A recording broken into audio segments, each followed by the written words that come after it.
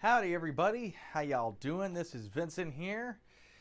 You probably already read the title of this live broadcast, and if you have, then you by now should also be fully aware of the fact that it says studio plans. So I've been in this little facility for about a year now, this specific little building, and been making a few adjustments to it. Today I thought I would show some of the adjustments. So let's get right on into it. So if we actually start doing that, we will start by bringing the camera. Hold on a minute. I apologize in advance for my advanced camera work skills. As you can see, I am the expert at messing stuff up. That's what I do around here. Let me pull focus here real quick. That would be nice, don't you think? If we pulled focus, well, hold on. There we go. Okay, so if you see that little box that says Go Coax on it, that is actually what provides the network connectivity for up here. So the internet still terminates down in the basement, but and all the network infrastructure pretty much for the local network, but then we take a Go Coax box and we go all the way up to here. And I've got it mounted on the wall. This used to actually not be mounted on the wall, but I did this just last night. This has been here since the thing opened a year ago, and it was literally a year ago. October 15th is when this facility first was opened, if you will, first put on the site here and was in use. And so again, you got the Go Coax. This is a Mocha adapter for those that don't know, and it's right here. This is our coax. This goes down all the way on the other side of the property where the basement is, and then that is actually taking our internet up here. I considered doing fiber, but I ended up deciding to do this. And then there's a TV out here, which I don't have any TV signal passing through. This is an internal system. The coax doesn't even have a cable system or anything involved in it, so there's no video signals there at all. It's literally just the Mocha signal. That's all that's on the entire cable, so it's all by itself.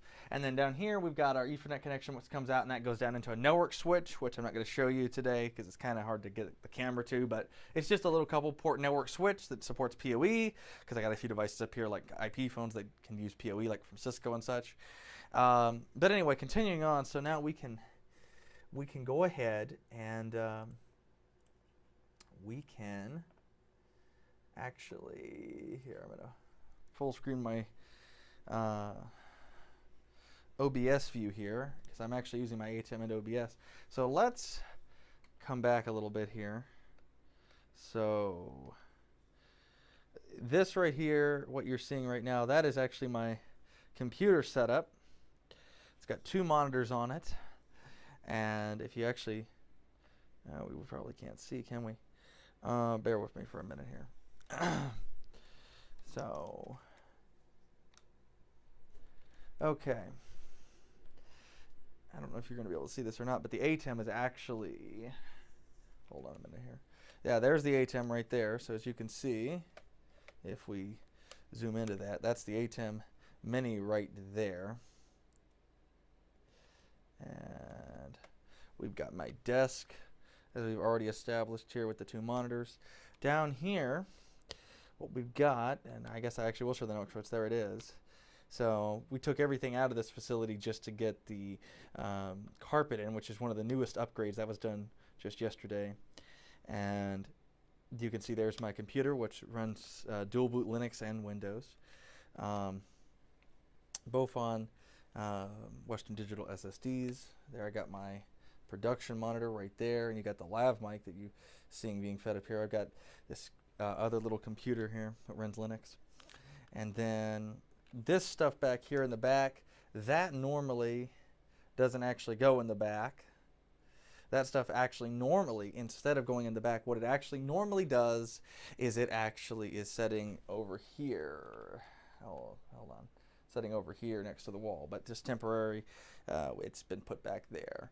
Then up here we got our loft, which in my case just stores junk. Like there's a monitor box up there, an old computer.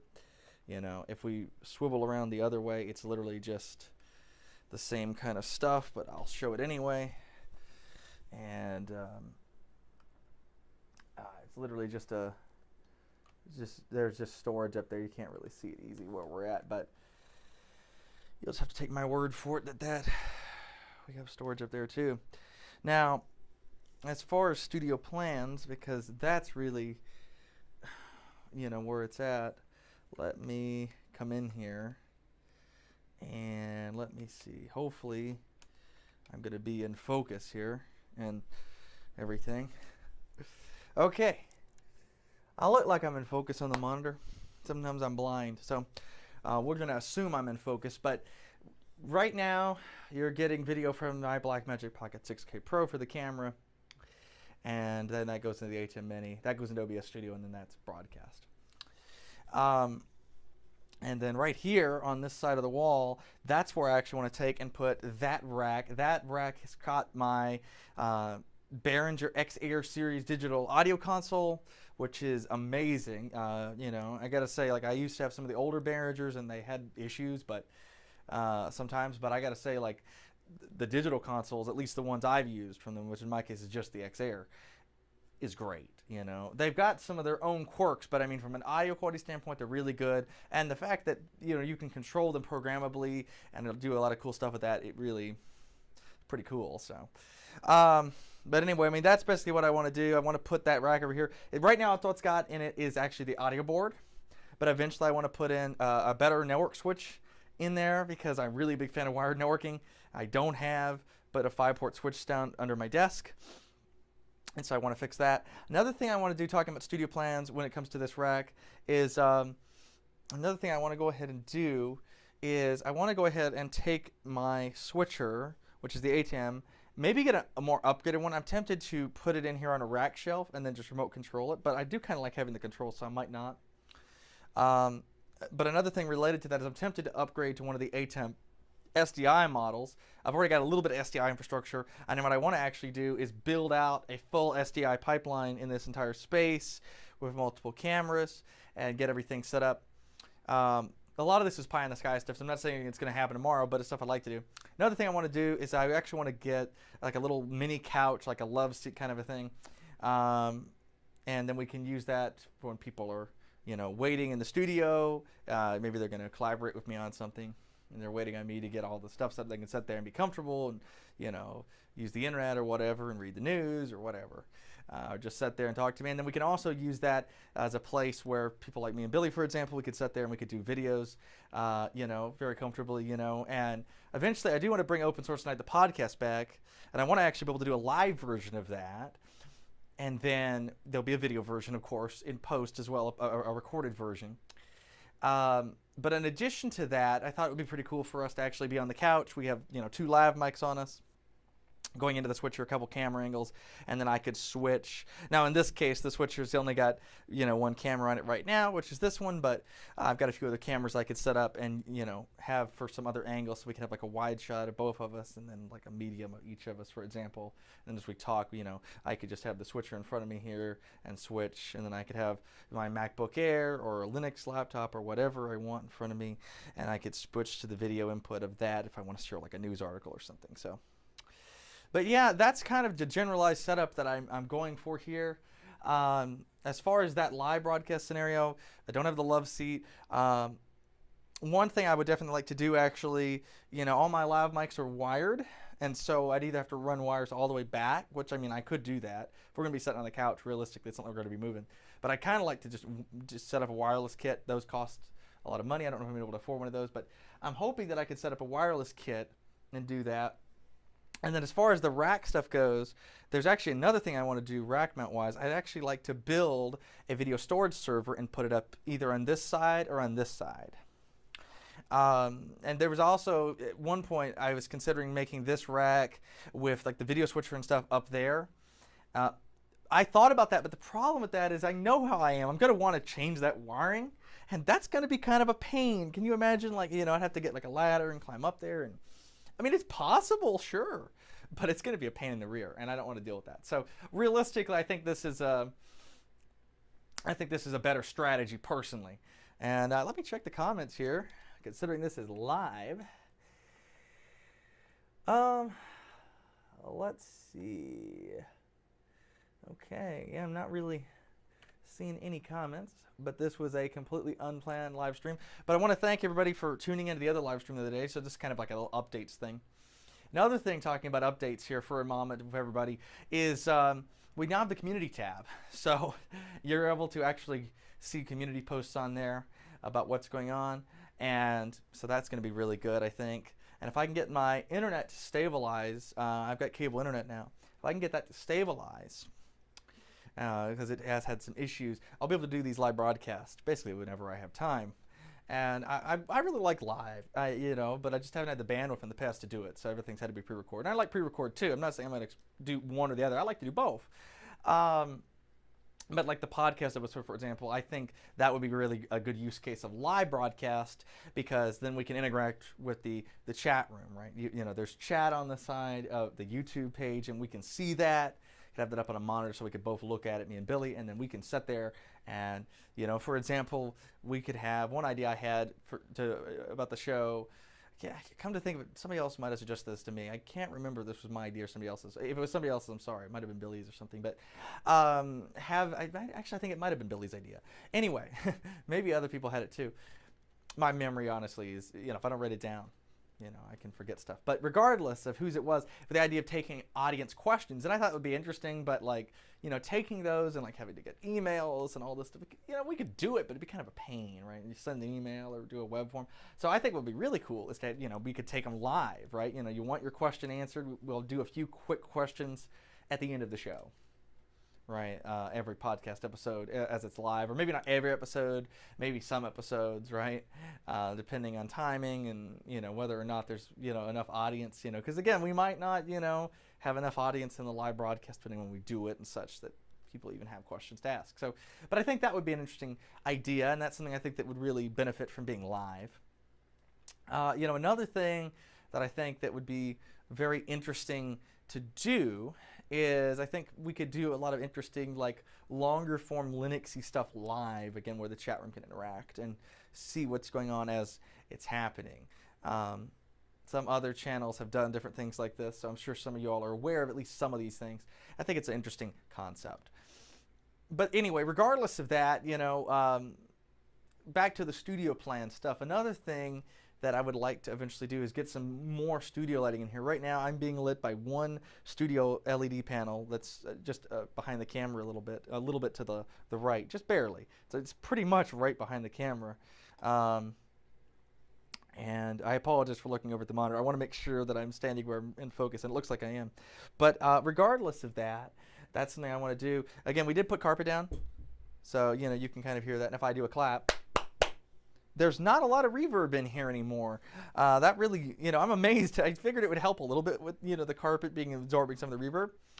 But, it's helped a lot. And then on top of that, the sound blanket over there, which right now I've got just over in the side. Normally it comes all the way back. That right there, we'll definitely want to put that back, I'm sure, help too. So sound in here, I think, again, for a podcast, very important. I think it's going to sound pretty good. And you could make the judgment call right now on the audio I'm sending you live. Hopefully it sounds pretty decent right now. If it doesn't, sorry. That's, live, it's kind of hard for me to monitor what's going on. I could put headphones on and listen to the mix and everything, but, I don't particularly care for, being on camera with headphones on. It just, I can do it, but I think for something like this, it's better to have them off. So regardless of that, but that's where I'm thinking the studio is going to go, and a little bit to the storage server too. Mr. ADHD here has to jump around a little bit, but another thing about that is one of the reasons I want the storage servers. I really would like to keep my camera originals for everything eventually, because I'm shooting on the Blackmagic camera. This is the A cam for everything anymore. This thing shoots ProRes 422 in 4K. And a 4K DCI, and you can go down lower resolutions, but I generally like to shoot 4K. Now you might be saying, well, none of your videos are in 4K, man.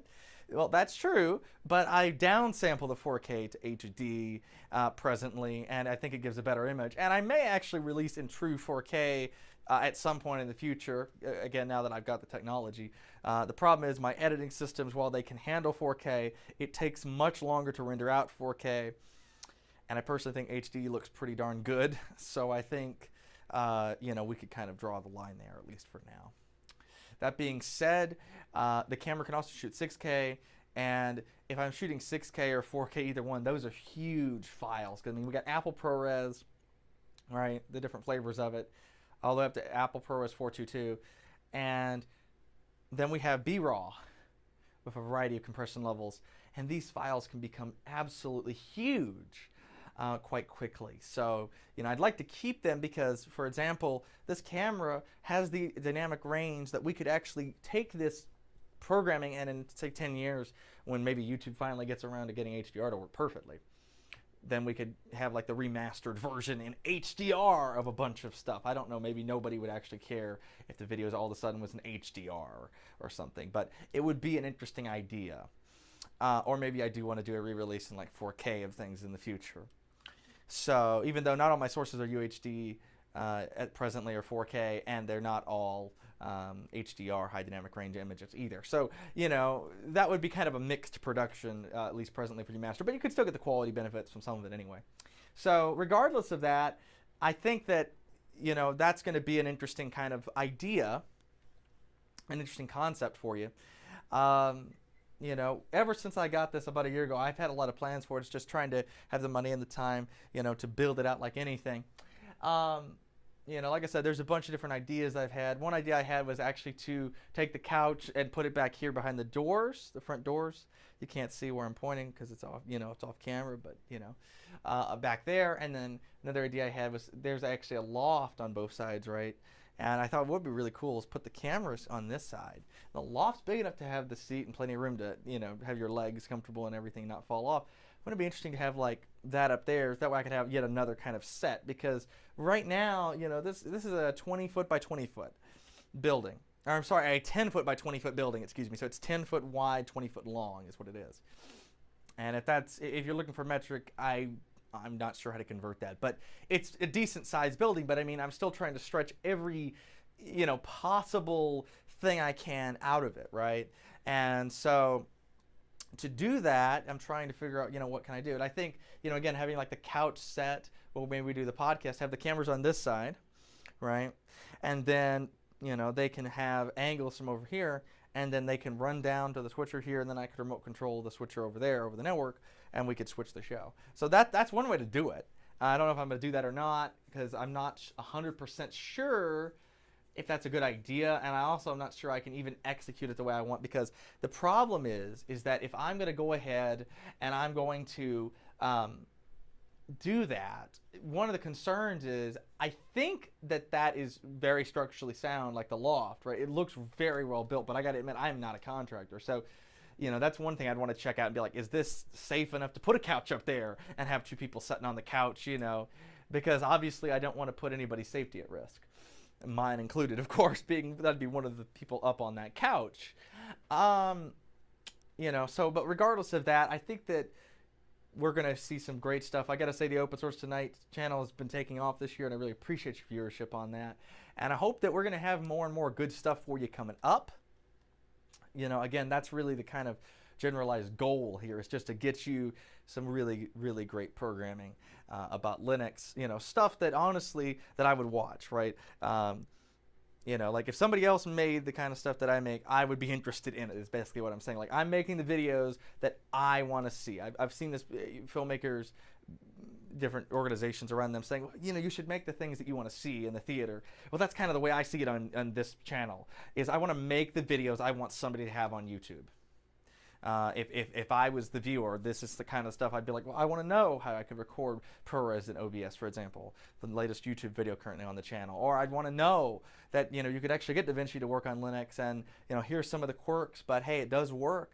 And speaking of that, by the way, we do actually have a live broadcast recording that you can find on the YouTube channel from the other day, when I actually edited several of my YouTube videos upcoming on this channel.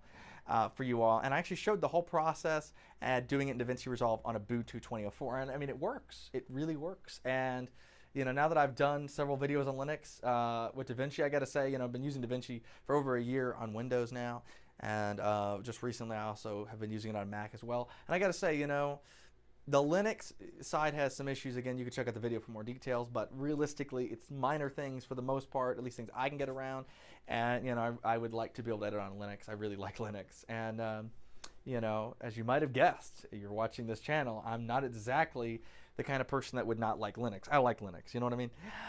Let's check the chat again real quick here. I've been broadcasting for a little while. We might have something in the chat by now. Still don't. All right. You know, again, this is probably a bad time to do the show, to be honest with you, unannounced. But I just wanted to hop in here. And I mean, this is pretty much the end of the broadcast because there's not really much else I can talk about. But I would like, as I said, to do some better things. But there is one other thing I want to talk about that comes to mind here. And that is I eventually would like to, again, with the storage server, I would like it to be up here. But realistically, when you're talking about just how loud a server can get, I have a basement that I use as a storage area that's on the other side of the property. And it's not going to contaminate my sound up here. It's not going to annoy me when I'm trying to edit or anything. So I think it makes more sense to put the server down there. Realistically, though, this Mocha connection over here is only 2.5 gigs. And from what I understand, I think you need actually 2 more adapters to get that, the rest of it, I think. Something like that. Regardless, I know that the one I've got, it's doing a gig presently. Could I get it to 2.5 gig potentially with another one? Or maybe there's a setting I could change. I'm not 100% sure here. But I'd really like to have 10 gig to pass these video files around because, I mean, they're huge. And so I would rather have it go down, you know, to that server pretty quick. And I'd eventually like to be able to edit off the server too. But, you know, for now, I'd be willing to just drop it on the SSD and then just have the archives, you know, out on this server. The archives only being in the server would be lower transfer. Right now, what I'm doing is I've actually got one of these little drives. Hold on a minute. Let me see if I can... This is my present archive solution. One of these Western Digital drives. This is a hard drive. And then I've got it hooked up to a Raspberry Pi.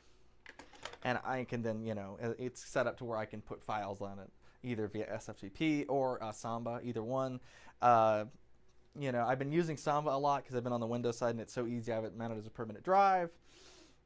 That being said, though, another way to do it, of course, and if I'm going to be on the Linux side, I'd rather do like SFTP probably in the long term, which it can do both. Right now, it's able to do both, right? It's like ready to go on both. So if I'm in Linux and I want to bring stuff over, I can use SFTP built into like, say, Nautilus on GNOME, and, you know, that's the way I like to do it, and just drag them in there, and it copies them, and bring them back, and, you know, it works.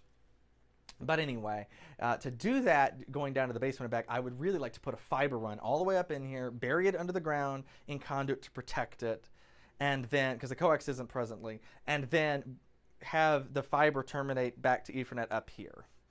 You know, or maybe even have the fiber go into my computer on a 10 gig fiber connection. Probably that is the better option because that way I don't have to deal with, you know, a conversion. And I don't know if this is true, but I've heard that 10 gig Ethernet has issues.